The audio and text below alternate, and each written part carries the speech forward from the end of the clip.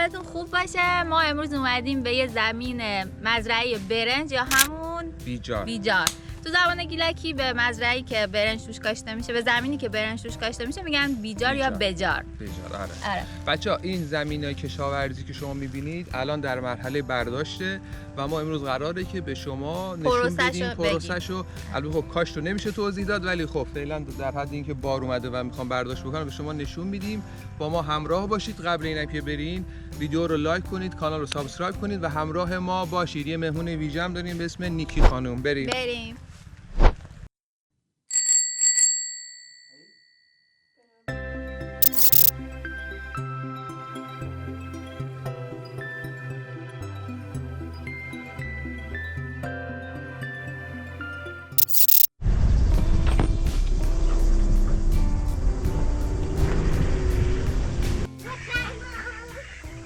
خب ما رسیدیم. ایشون هم نیکی خانم هستن. سلام بده نیکی. سلام. خب اینا کی هستن؟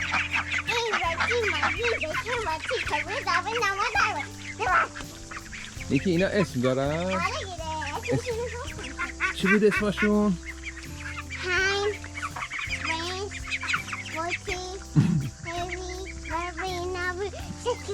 ماشاءالله. چقدر خوشگلن نیکی نه؟ خیلی خوشگلن. واه. این اسمش رنگی رنگی.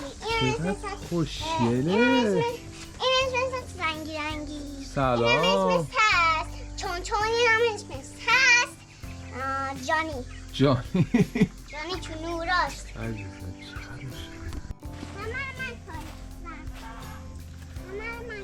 بچه فلفلا رو فقط شما نگاه کنید. ای والله دیگه اصلا فلفل رو ببین خدا وکیلی. تنده علی؟ تند شیرین هم هست. حالا اونقدر نیست که بزنه. با احتیاط کن. نگیر داره. آتوسا فلفل خیلی خوشمزه است حاجی. اصلا فلفل خالی من نمیتونستم بخورم. خیلی خوشمزه است. نیکی فلفل میخوری؟ نه من دوست نداری؟ دوست ندارم. باش. الان میخوایم بریم سمت زمینه کشاورزی و اونجا برنجا رو ببینیم و ایشون هم بلدی رانندگی کنی؟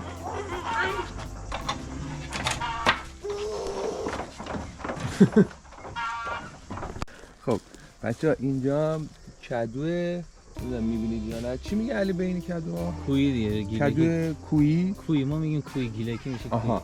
بعد اینا بزرگ میشن شکلش همشون به چه شکلی کدو میشه؟ خورشتی میگه. کدو خورشتی میگه یعنی کدو حلوایی میگه. کدو حلوایی میگه. کدو حلوایی. کدو حلوایی. آها.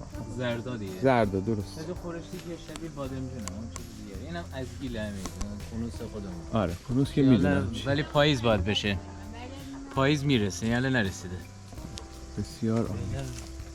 نیکی خانم نیفتی پایین بابا. بچه ما یعنی تو رشت هم به اینا میگن کنوس. از گیله چه زبان گیلکی هم بهش میگن کنوس. خیلی خوشمزه است. هنوز نرسیده ولی تو خیلی خفنه. خیلی باحاله. قشنگ انگار یه مزرعه است. اونجا استخر ماهی دارن، اینجا پرورش. آره اصلا همه چی ماشاءالله کاشتن. آره به به. اینجا هم بچه ها زمینای کشاورزی و برنج. الان اینا زیرش آبه. آره چه خفنه حاجی. باید آب باشه. من اینو ولی زمانی که میتونیم بگیرم گفتی تو مرداد میبارن روختره.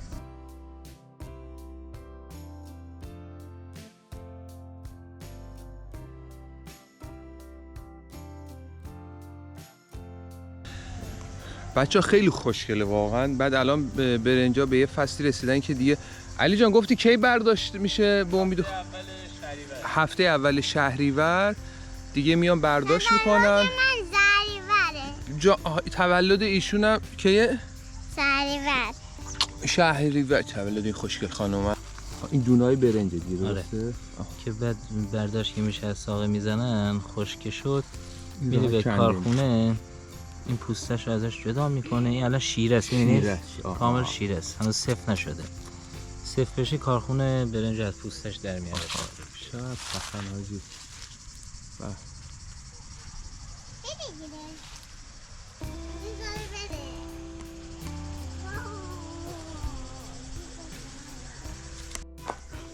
بچه اینجا همه چی تمامه، یعنی شما هر چیزی بخواید، رفتم کلاهاتسو رو بردم میشه پیدا کنه. اینم استخر ماهیشونه، قشنگ اقامتگاه گردشگری به نظر من.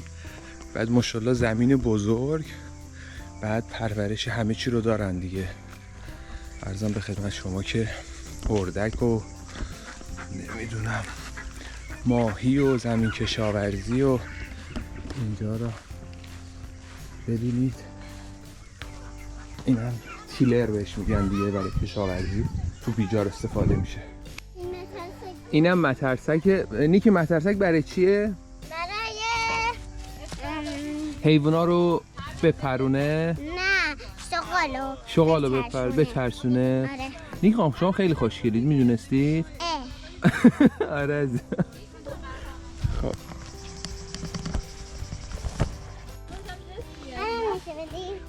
بچه آرتوسا این وضعیت دمپایشه رفت کامل دیگه.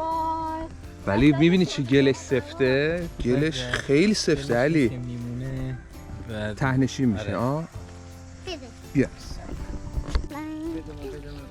مرسی جان. آره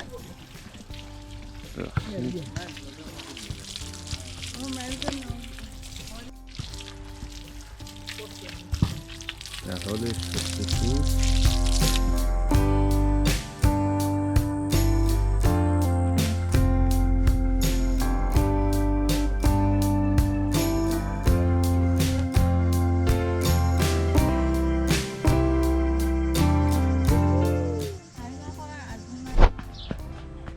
آب نمیخوری؟ خب الان داریم میریم یه جایی که نزدیک همین زمینای بیجاره و از نزدیک میخوایم ببینیم بچه اون جایی که پناه رو بهت نشون بدم. خب برو من میام پشت سرت نشون این بده. خونه پناه. خونه کیه؟ خونه پناه. پناه. آره بچه نها کنید، ما بین این زمینه کشاورزی خب مرز میذارن که بتوشه از اینجا رفت آمد کرد. حالا اون قبلیه که آتوسا رفت چون کوچیک بود اصلا سرخ رو افتاد تو گل و گلش هم خیلی سفت. من به زور دمپاش کشیدم بیرون ولی خب خیلی خفن بود. اینم زمینه خوشگل.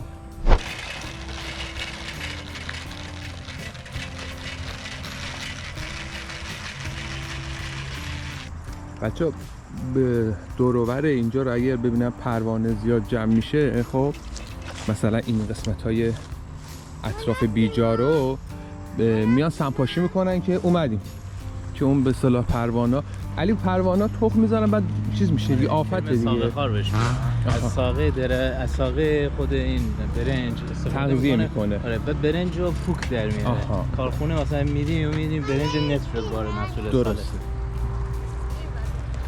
واه چه خوشگلی میگه. بچه اسم این جاده رو گذاشتن جاده آرامش. یعنی شما اگر بودید اینجا رو از نزدیک میدیدید متوجه میشد که واقعا جاده آرامشه. آره آره آره آره بذار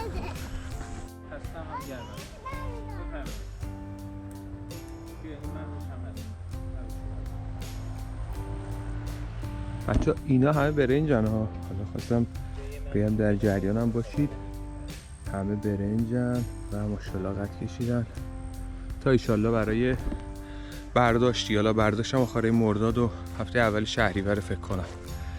برداشتم قرار شد بیایم براتون یه ولاگ خوب بگیریم.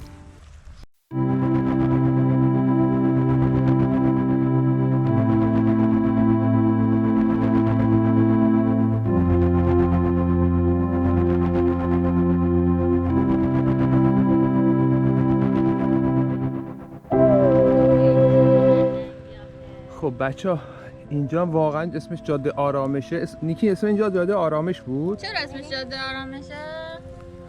چون نه نیکی اسمشو گذاشته. نیکی اسمشو گذاشته. آره. خب این بچه طبیعتا یه آرامش اینجا گرفته دیگه. نیکی.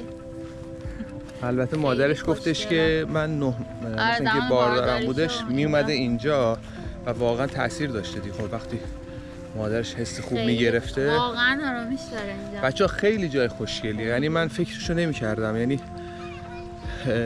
الان میایم بعد کلی حالا ما تا اونجایی که بتونیم براتون ویدیو عکس گرفتیم، حالا ویدیو برای یوتیوب، بعد خیلی خفن شد. عکس‌ها هم که واسه تو پیجش اینستاگرام میذاره براتون. یه لحظه ایشون که نیکی خانم ما رو همراهی کردش، دستش در نکنه. نیکی بای بای کن.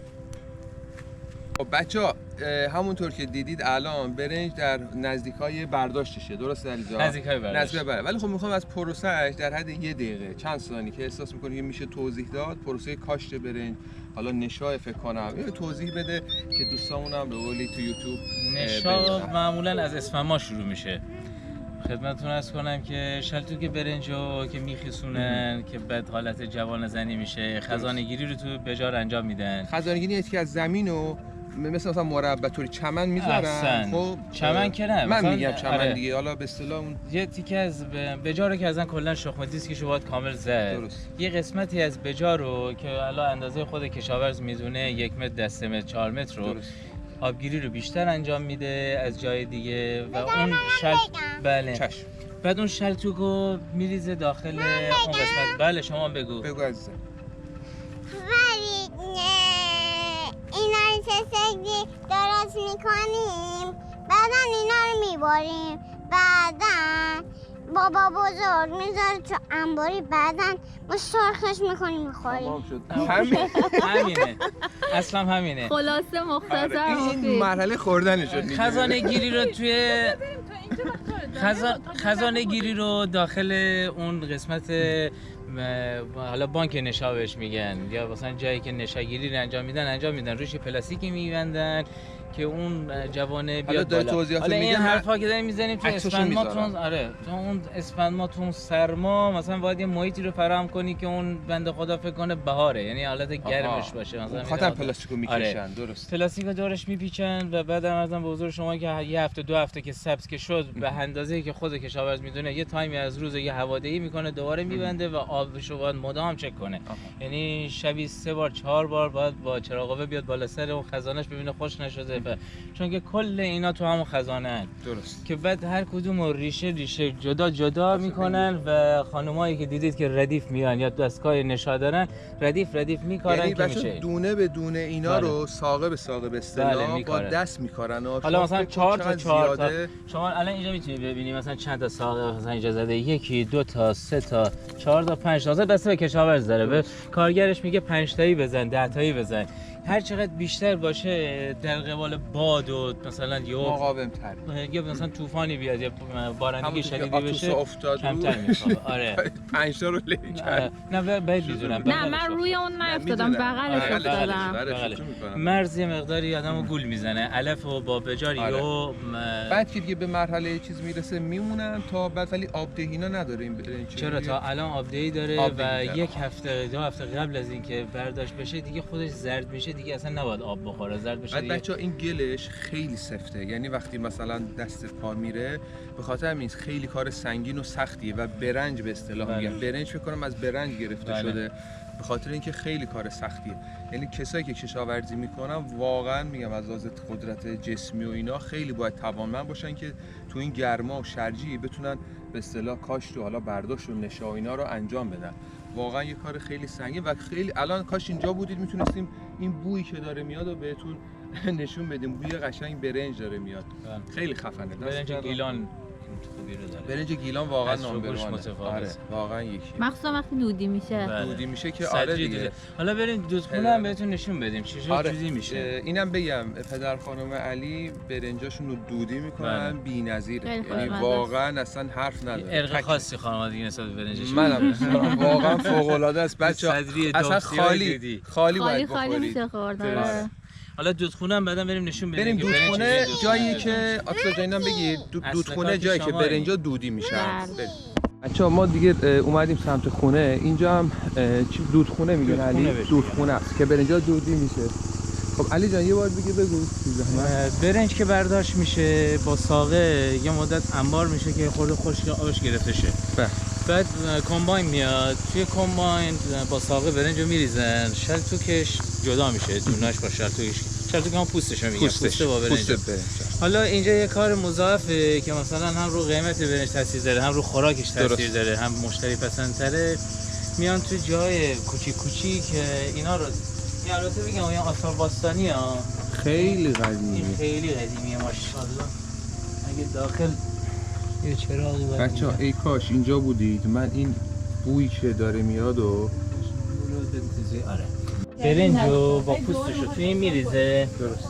بعد قفسه دیگه توش معلومه ردیف میشه. دود این الان با خاطر دود اینجوری شده، یعنی غیر و رنگ و اینا نیست، خاطر دود. آره این دیگه اصلا کلا دوده که این حالت کرده. خفه. بچه برنجو میریزن داخل بعد این، با پوست دودی میفرستن کارخونه که دیگه برنج از بعد این یه پروسه خیلی حساسی داره کارخونه که فقط هم خود اون شخص، حالا پدر خانم دوست ما میتونه، ایشون خودش میتونه انجام بده، چون میگه که یه پروسه خیلی سختی داره که این دود و اینا رو به اصطلاح بتونه تنظیم کنه که در حد مثلا خودن که باید سوزی نره. واه اینجا پر شده، نگاه بچه‌ها خانه بشانس. واه اینجا آجی کربن خالص آمنده است. بچه‌ها اینجا باید میبودید قندیل کربن واقعا. بچه‌ها برنج دودی که میگن اینه، یعنی شما وقتی میخواید برنج بخرید طرف میگه دودی، شما بدون که اینجوری دودی میشه. اصل دودی اینه. بیا اصل دودی اینه بچه‌ها که برنج به این شکل دودی میشه و واقعا خوشمزه است. یعنی علی جان گفت بعد کی دودی انجام میشه؟ آبان ماه. ما خودمون معمولا مهر، آبان و آذر 3 ماه خورد خیلی کار داره. درست. تک جان چشم. تک این حالا چی بهش میگن، چوبا باید پرشه. درست. آره پرشه و بمونه و دود، یعنی آبان ماه تازه دودی میشه. آره مهر، آبان، آذر اینا شروع میشه، 100 کیلو میره کارخونه که دیگه برنج میشه و برای فروش. خیلی خوشگله واقعا، دیدن داره. حالا من که کیف کردم. بعد زمان که آتیش روشن میشه در رو نباید باز کرد، یعنی میبینی یک هفته در بسته است ولی تو آتیش خفه داری. قشنگ یعنی کنترل شده. آره کنترل شده. خیلی خفن. بچه‌ها ما دیگه حالا این توضیحاتی که دادیم و انقدر دودش غلیظه، یعنی دودی داره، این پیرهن بوی دود گرفته و واقعا خیلی جذاب و خوبه. خاموش کنم چراغو.